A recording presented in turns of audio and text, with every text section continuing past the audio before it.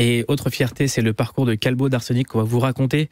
Le livre Quelques gouttes de plus, c'est également ce travail-là qui est fait. En fait, c'est un travail de transmission pour que les générations d'aujourd'hui comprennent en fait tout le chemin qui a été parcouru. On n'avait rien prévu et c'est un gars dans un centre culturel qui est arrivé, qui nous a fait ce voyage en Hongrie. À Budapest. Pourquoi on a fait du rap, c'est à l'époque justement le rap c'était pas l'art numéro 1 du hip-hop, il y avait le graphe, la danse qui était devant nous, le DJing, et nous on dit bon on fait du rap et il nous a dit bah écoutez réunissez-vous, faites-moi un petit show et je vous emmène en Hongrie. C'est comme ça qu'on a commencé. Le premier concert c'est justement un mec dans une MJC qui nous a dit bah vas-y je vous emmène. Il nous a donné ce truc.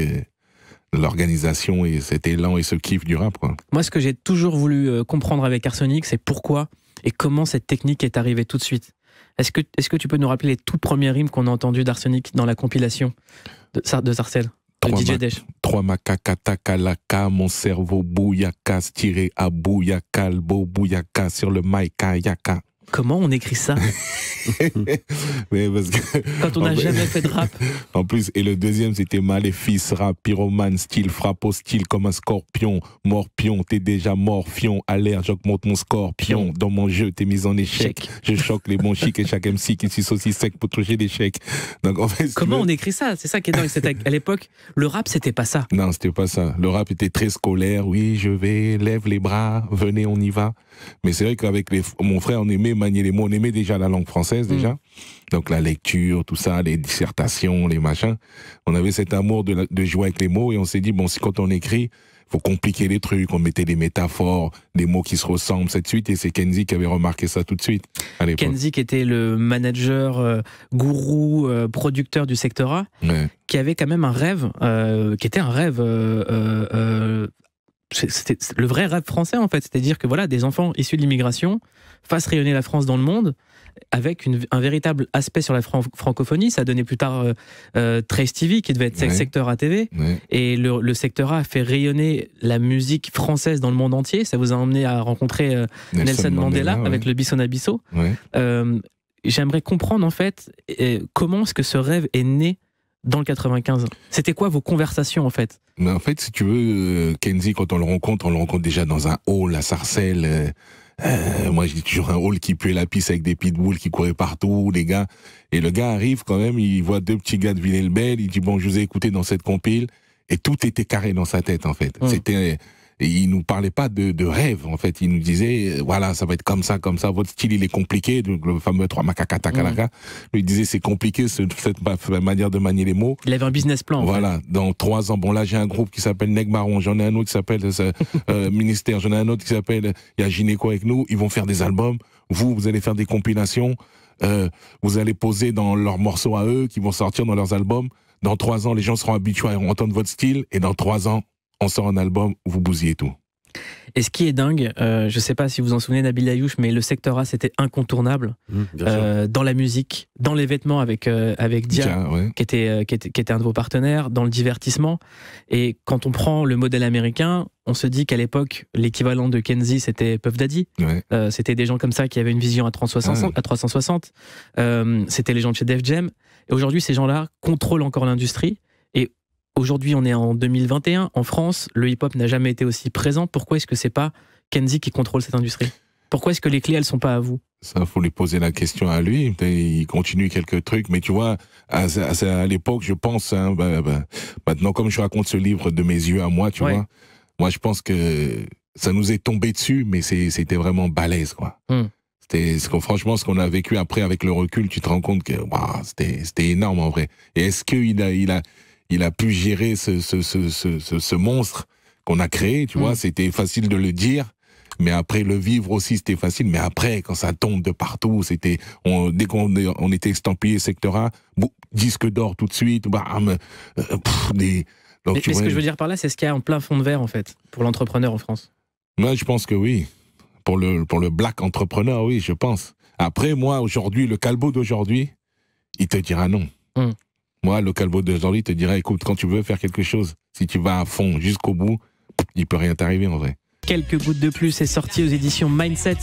C'est l'histoire incroyable de Calbo et de son frère Lino qui a traversé l'histoire avec le groupe Arsenic, qui a marqué à jamais le rap français. Ce morceau Affaire de famille avec Doc Gynéco, à l'époque, c'était un des premiers clashs dans le rap français. C'était Doc Gynéco qui clashait Joey Star? Non, pourquoi? À quel moment? Et Joey ferme ta... Mais non, tu vois ça, cette phrase-là, c'est un truc de ouf. Hein. C'est quoi alors? C'est-à-dire que cette phrase, elle a traversé l'époque comme ça, tout le monde croyait Joey ferme ta... Déjà, c'est moi qui le dis déjà, c'est pas Gynéco. Et moi je dis, ferme ta... je dis idiot et ferme ta... Idiot et ferme ta... Et beaucoup de gens m'ont dit, ouais, mais il a insulté Joey Star. Mais quel? J'ai dit idiot et ferme ta...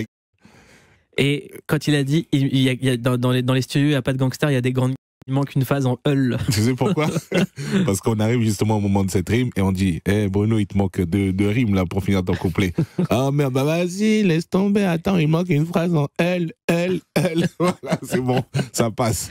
La relation avec Doc Gynéco, c'est quelqu'un qui était tout le temps avec vous à l'époque. Et justement, à propos d'affaires de famille, je sais que le linge sale se lave en famille. Et il y a un moment compliqué pour Doc Gynéco où il y avait des dissensions à l'époque où il avait rejoint Nicolas Sarkozy. Comment ça s'est réglé aujourd'hui? Est-ce que vous êtes toujours amis? Toujours, parce que c'est un frère. Donc en fait, c'est comme tu dis, nous on a vécu tellement de trucs, c'est un peu les trucs de fraternité, c'est-à-dire demain ton frère c'est un assassin, c'est toujours ton frère. Oui, mais sauf que là il a tué personne. Donc ça change pas, c'est toujours moi, pour moi Bruno c'est toujours Bruno, à chaque fois qu'on se voit c'est toujours la même chose. Et quand vous avez vu qu'il avait des moments un peu plus compliqués, vous étiez là? Comment ça se passe en fait? Parce que c'est quelqu'un qui avait rien, qui a tout eu d'un coup et qui a tout reperdu. En fait, tu vois, mais le problème aussi, c'est que on était tous un peu dans ce bateau des jeunes sortis du bâtiment, autant nous du 6e chaudron que Bruno de sa tour de la Porte de la Chapelle. Et on tombe, comme tu t'es dit, ça nous est tombé dessus comme ça. On avait 20 et quelques ans, et on passe du bâtiment à boom, star du hip-hop. Et lui encore plus que nous, 1 million d'albums vendus, c'était carrément la première consultation. Donc lui, et va gérer ça, tu vois, dans ce monde, dans ce milieu. Donc lui-même devait gérer ses trucs, nous on devait gérer aussi de notre côté. Donc laisse tomber. C'est aujourd'hui, là je t'en parle posé dans le livre, ma petite thérapie. Mais sinon à l'époque, on était pris dans le feu, dans le tourbillon de la starification. Un jour, je marchais avec mon fils dans la rue et puis il me regarde comme ça. Et il me dit, franchement, papa, je kiffe quand même d'avoir un père comme toi. Ça m'a fait plaisir. Tu vois, parce que ton fils, c'est ton premier fan. C'est mon premier fan. Je lui envoie mes morceaux déjà depuis longtemps. Et je le disais tout à l'heure, c'est lui qui m'a inspiré justement de faire le EP qui va avec le livre. Parce qu'en fait, à chaque fois que je faisais un morceau, je l'envoyais à mon fils. Et il avait dans son ordinateur, son disque dur, il avait tous mes morceaux, une vingtaine de morceaux. Il m'a dit, mais papa, j'ai plein de morceaux à toi dans l'ordinateur. Sors-les. Il a quel âge maintenant? 20 ans aujourd'hui. Et qu'est-ce qu'il fait? École de médecine. Donc c'est le petit qui justement dans le clip Regarde le monde.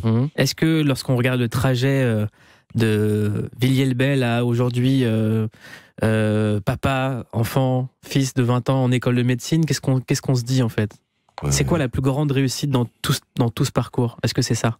C'est ça. Comme tu dis, tu te rends compte que même le jour où il a eu son bac et j'étais comme un fou, tu te dis ouais, t'as quand même réussi un truc quand même. Et à ton avis, elle tient à quoi la différence entre un enfant qui reste dans le droit chemin et quelqu'un qui s'écarte? Faut pas se mentir, c'est les parents.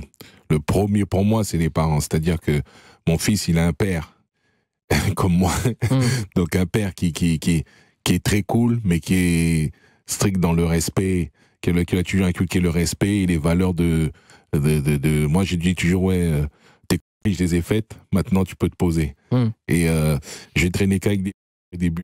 J'ai jamais fumé, jamais bu.